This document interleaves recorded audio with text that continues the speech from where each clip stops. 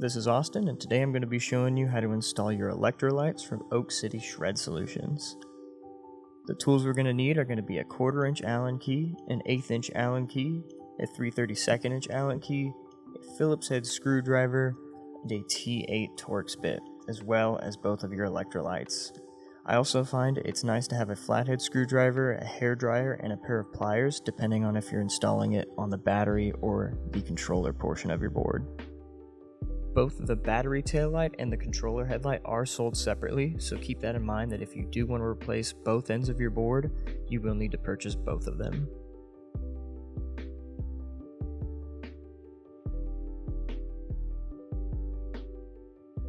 So let's get started with replacing the battery taillight.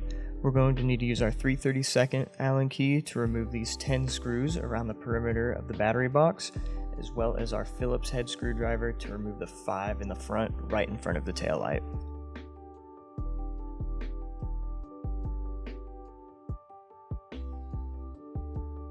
Alright, now we're going to need to unplug our BMS. Always start by unplugging the 24-pin balance lead connector from the battery to the BMS first. If not, you can short circuit your BMS. Then it'll be safe to unplug the power leads and the other cables in any order that you wish. But always make sure to unplug those balance leads. They're the wider 24-pin connector. Now let's go ahead and unplug the light bar. Find it's easiest to unscrew it before you unplug it. Don't flex the light bar like that. Just grab your T8 Torx bit, unscrew the plastic bit, and then unplug the light bar once you've popped it out.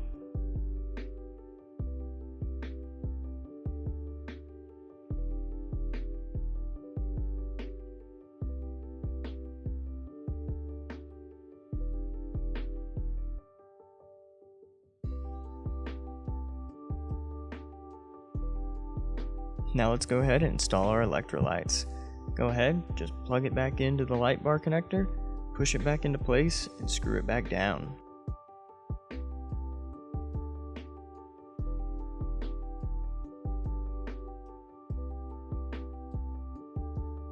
Now when replugging your BMS in, it's going to be the exact opposite. So any of the other connectors you can plug in whichever order you want, but that 2-pin connector from the battery itself, plug that one in first, and then the smaller, wider, flat 24-pin connector for the BMS. You always plug that one in last when reinstalling the BMS.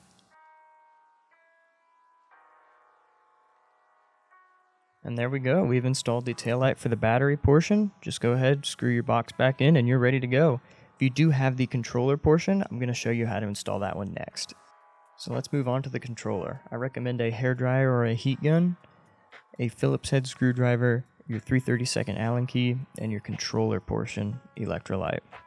I like to start with the middle screw hole here on the controller.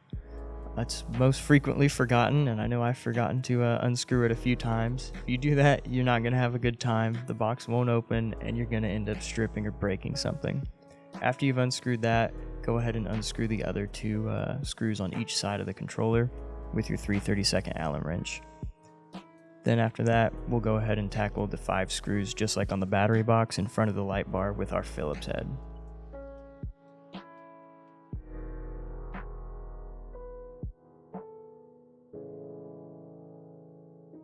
Now let's move on to the fun part.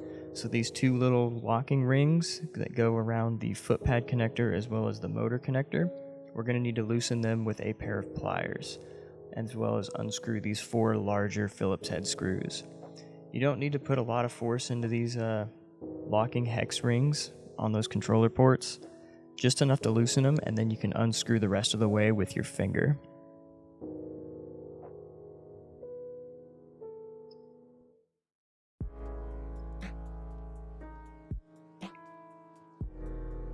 Important to note which side the yellow and black goes on. The black goes on the bigger connector side, and the yellow one goes on the smaller connector side for the motor. Now, sanity check before we open it up.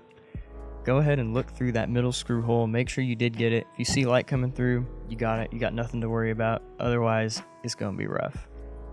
So go ahead and start just prying open the controller a little bit, just to loosen up those VHB seals that seal this thing up.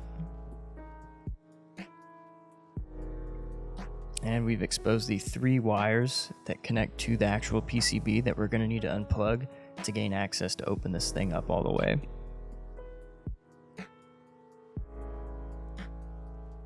So I like to go ahead and give the connector portion a little bit of heat to loosen up those seals. That way we can pry this bad boy open and gain access to those 3 wires we need to unplug. So once I get it to around this point, I'll go ahead and start unplugging things.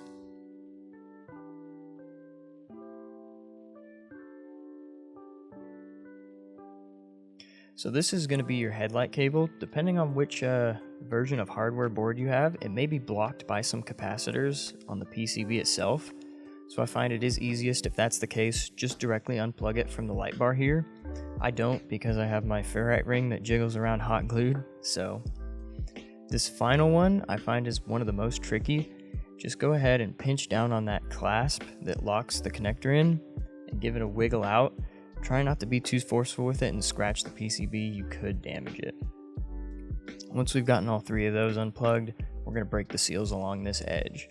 I find it's easiest, there is a plastic lip here that locks into the metal housing of that top lid. Just go ahead, pry it off a little bit in one corner, and take your flathead screwdriver and run it along the edge, prying up very gently. You don't want to snap your plastic here, but just enough to give those seals a little bit of a loosen so that they'll crack open and keep this thing from being sealed. Heat is your best friend here. Go ahead, warm it up as much as you need to. Don't get it like red hot or you'll melt the plastic, but use reason. I find it's easiest, just slide it along and it should release pretty easily.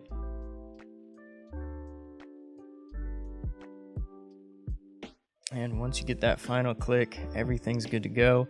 If you haven't had new seals purchased already and want to reuse these, I don't recommend it. I always recommend new seals, but if you are going to do that, go ahead, slowly peel them off of there. These do get stretched out really easy and become unusable pretty quick. Once we've got those seals off, go ahead, set your controller to the side, and we can get started on unscrewing this light bar.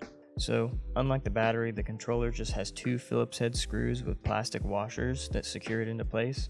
Go ahead, unplug the headlight cable from it, unscrew this bad boy and slide it out. If you do have yours locked into place like mine with hot glue, that way the connector doesn't rattle around, go ahead, unscrew it and pull it out and then unplug it. That'll make the process a lot easier.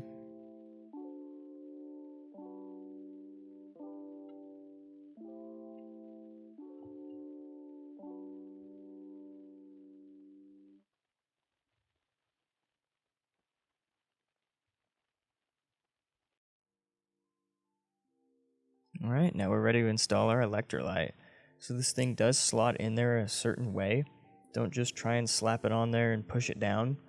2 of the solder joints next to the connector do have to fit in between a piece of plastic. Make sure it's aligned so that each one of those LEDs is in between one of the plastic gussets on the actual controller itself.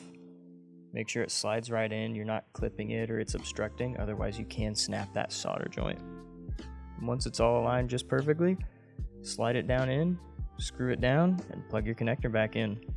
It is also good to note, if you do have a 4209 hardware board, make sure that your headlight cable is not one of the ones where the 2 wires are crossed from the connector. Otherwise, you will need to replace this with a regular stock uncrossed wire headlight cable.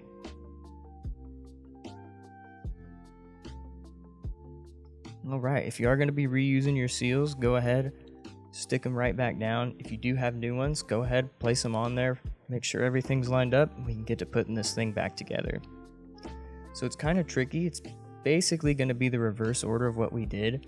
We want to go ahead and slide that plastic lip underneath the metal housing of the controller box itself and push it down, and then we'll be able to screw everything back in. Make sure you don't over tighten these screws when you're screwing them back in. They should be flush or a little bit recessed from those connectors. I'm going to show you here, this is what it should look like. Notice no screw is sticking out of the top or anything like that. If it does look like this and the end of the screw is pushing out towards the back of the battery, you should not be doing that. Make sure to back it off a little bit, make sure the tips of those screws don't puncture through, and you should be good to go.